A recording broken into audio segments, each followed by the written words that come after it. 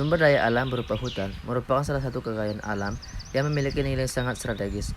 Meskipun sumber daya alam ini termasuk kategori potensi alam yang dapat diperbaharui atau renewable, pengelolaan kekayaan alam ini harus benar-benar dilakukan secara arif, bijaksana, dan profesional. Menurut Undang-Undang Nomor 41 Tahun 1999 tentang Kehutanan, bahwa hutan merupakan suatu ekosistem. Artinya, konsep pengelolaannya harus menyeluruh yang memadukan unsur biotik dan abiotik beserta unsur lingkungan lainnya, yang merupakan satu kesatuan yang tidak dapat dipisahkan secara lestari atau sustainable.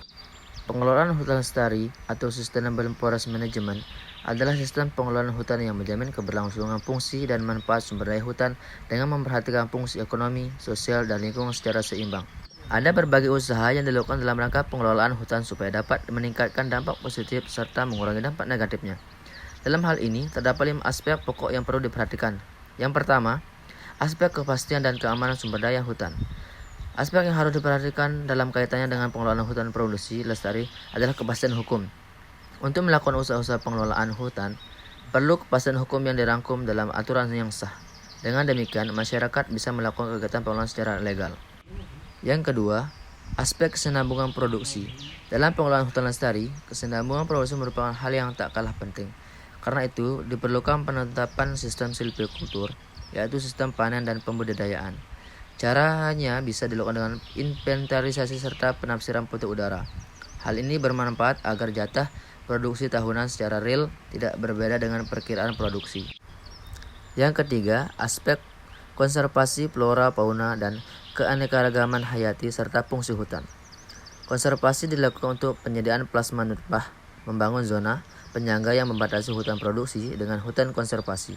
Inventarisasi flora dan fauna, pencegahan terhadap penebangan hutan yang tidak boleh ditebang, pencegahan kebakaran, serta perlindungan sungai, pantai, mata air, dan area yang dilindungi lainnya. Yang keempat, aspek manfaat ekonomi. Dalam aspek ini, sumber daya manusia memiliki pengaruh yang cukup penting.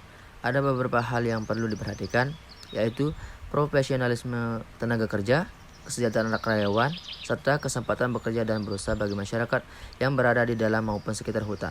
Selain itu, aspek ekonomi dalam pengelolaan hutan juga mencakup hak tradisional masyarakat untuk memanfaatkan hasil hutan non-kayu, serta untuk kebutuhan kegiatan spiritual. Aspek ekonomi juga berkaitan dengan bantuan-bantuan yang diterima oleh masyarakat, termasuk diantaranya dalam bentuk penyuluhan dan bimbingan atau dalam bentuk material. Dengan demikian, kehidupan masyarakat di dalam dan sekitar hutan bisa meningkat. Kelima, aspek kelembagaan. Dalam rangka pengelolaan hutan lestari, peran lembaga yang berwenang juga tak bisa diabaikan. Ada Kementerian Kehutanan dan sejumlah organisasi yang mengusung ketentuan mengenai pengelolaan hutan secara legal. Untuk itu, dibutuhkan tenaga-tenaga profesional sehingga dapat mendukung pengelolaan hutan. Selain dari beberapa aspek tersebut, keberhasilan pengelolaan hutan lestari juga bergantung pada sejumlah faktor, antara lain kebijakan dan komitmen pemerintah, dukungan masyarakat, struktur pemerintah yang menjamin kebijakan dan komitmen, serta investasi yang memadai untuk merencanakan dan mengelola sumber daya di hutan.